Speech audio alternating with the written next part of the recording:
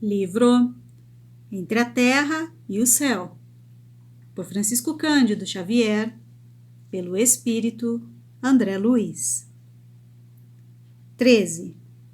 Análise mental. O relógio terrestre assinalava 00:03, quando tomamos ao singelo domicílio de Antonina. A casa dormia calma. Acocorado a um canto, o velho Leonardo mantinha-se na sala, pensando. Adensamo-nos ante a visão dele e, reconhecendo-nos, ergueu-se e começou a gritar: "Ajudai-me, por amor de Deus! Estou preso! Clarencio, bondoso, convidou-o a acomodar-se na poltrona simples e induziu-o à prece. O velhinho, contudo, alegou o total esquecimento das orações que formulara no mundo, crendo que apenas lhe serviriam as palavras decoradas. Mas o orientador, elevando a voz com o intuito evidente de sossegá-lo na confiança íntima, pronunciou comovente súplica à divina providência, implorando-lhe proteção e segurança para quem se mostrava tão desarvorado e tão infeliz. Emocionados com aquela petição que nos renovava igualmente as disposições interiores, observamos que o avô de Antonina se aquietara, resignado. Clarencio, logo após a oração, começou a aplicar-lhe forças magnéticas no campo cerebral. O paciente revelou-se mais intensamente abatido. A cabeça pendeu-lhe sobre o peito, desgovernada e sonolenta. Fitando-nos de modo significativo, o ministro ponderou.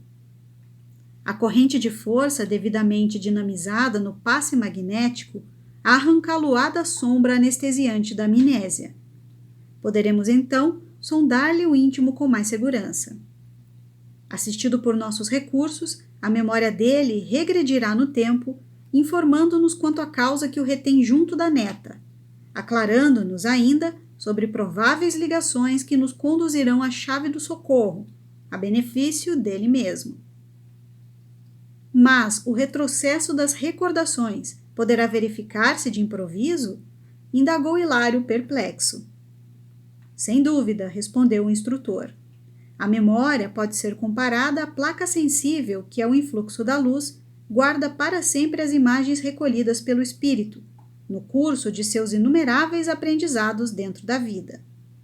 Cada existência de nossa alma, em determinada expressão da forma, é uma adição de experiência, conservada em prodigioso arquivo de imagens que, em se superpondo umas às outras, jamais se confundem. Em obras de assistência, qual a qual desejamos movimentar, é preciso recolher aos arquivos mentais de modo a produzir certos tipos de vibração, não só para atrair a presença de companheiros ligados ao irmão sofredor que nos propomos socorrer, como também para descerrar os escaninhos da mente, nas fibras recônditas em que ela detém as suas aflições e feridas invisíveis. Quer dizer, então, que a frase de Hilário, porém, se lhe apagou nos lábios, porque o ministro atalhou completando-lhe a conceituação. A mente, tanto quanto o corpo físico, pode e deve sofrer intervenções para reequilibrar-se. Mais tarde, a ciência humana evolverá em cirurgia psíquica, tanto quanto hoje vai avançando em técnica operatória, com vistas às necessidades do veículo de matéria carnal. No grande futuro, o médico terrestre desentranhará um labirinto mental, com a mesma facilidade com que atualmente extrai um apêndice condenado. Hilário arregalou os olhos, espantado, feliz, e exclamou em voz quase gritante: "Ah, Freud, como viste a verdade, como detinhas a razão." O orientador fixou-o paternalmente e aduziu. Freud vislumbrou a verdade, mas toda a verdade sem amor é como luz estéril e fria. Não bastará conhecer e interpretar. É indispensável sublimar e servir. O grande cientista observou aspectos de nossa luta espiritual na senda evolutiva e catalogou os problemas da alma. ainda encarcerada nas teias da vida inferior. Assinalou a presença das chagas dolorosas do ser humano, mas não lhe estendeu eficiente bálsamo curativo. Fez muito, mas não o bastante. O médico do porvir, para sanar as desarmonias do espírito, precisará mobilizar o remédio salutar da compreensão e do amor, retirando-o do próprio coração. Sem mão que ajude, a palavra erudita morre no ar. O ministro, contudo, calou-se, dando-nos a entender que o momento não comportava digressões filosóficas. Acariciou ainda por alguns instantes a cabeça do ancião e em seguida chamou-o de manso. Leonardo, recorda. Volta ao Paraguai, onde adquiriste o remorso que hoje te retalha o coração. A dor, quase sempre, é culpa sepultada dentro de nós.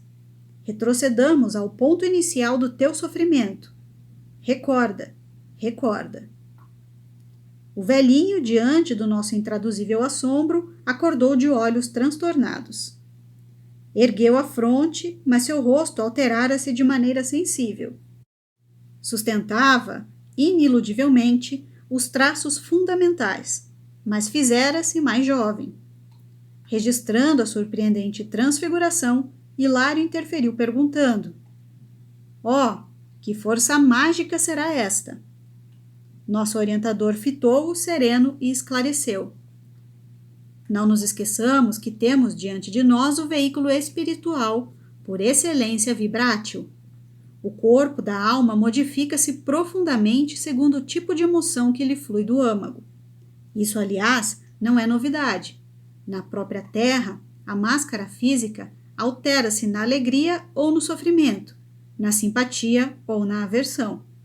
Em nosso plano, semelhantes transformações são mais rápidas e exteriorizam aspectos íntimos do ser, com facilidade e segurança, porque as moléculas do perispírito giram em mais alto padrão vibratório, com movimentos mais intensivos que as moléculas do corpo carnal.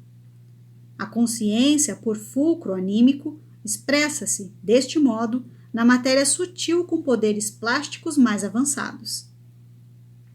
Clarencio relanceou o olhar pelo recinto e acrescentou: "Entretanto, não nos descuidemos do serviço a fazer." Nesse interim, Leonardo soerguera-se. Parecia animado de estranha energia. O corpo, não obstante continuar obscuro e pastoso, revelava-se desempenado. Repentinamente refeito, vigoroso e móvel, clamou: "Lola, Lola, estás aqui? Sinto-te a presença. Onde te ocultas? Ouve-me, ouve-me." Com inexprimível espanto, vimos Dona Antonina escapar do aposento no corpo espiritual com que a divisáramos na véspera. Avançou ao nosso encontro extremamente surpreendida, e avistando o avô transfigurado, como se fosse tangida no imo da personalidade por misteriosa influência, estampou súbita alteração facial, renovando-se igualmente aos nossos olhos. As linhas do semblante modificaram-se de inopino, e vimo-la realmente mais bela, todavia menos serena e menos espiritualizada. Favorecendo-nos o máximo proveito nas observações, o ministro falou em voz baixa: "Nossa irmã exige tão somente leve auxílio magnético para lembrar-se. Basta-lhe a emotividade anormal do reencontro para cair na posição vibratória do passado, de vez que ainda não se encontra quitada com a lei." Aterrada, Antonina arrojou-se de joelhos aos pés do ancião que se rejuvenescera ao influxo dos passes de Clarencio e gritou: "Leonardo, Leonardo." Ele, porém, irradiando no olhar ódio e padecimentos intraduzíveis, bradou: Enfim, enfim!" e prorrompeu em pranto convulso. Estupefatos, ouvimos Clarencio que nos informava generoso: "Repararam? Antonina é Lola Ubarrurri reencarnada. Leonardo está vinculado a ela por laços de imenso amor. Ambos procedem de lutas enormes, na teia infinita do tempo.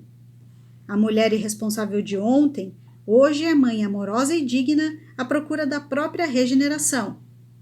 tendo abandonado outrora o marido, foi induzida a desposar um homem animalizado, com quem se encontra igualmente enleada por laços do pretérito e que, em não a entendendo agora, relegou-a ao esquecimento.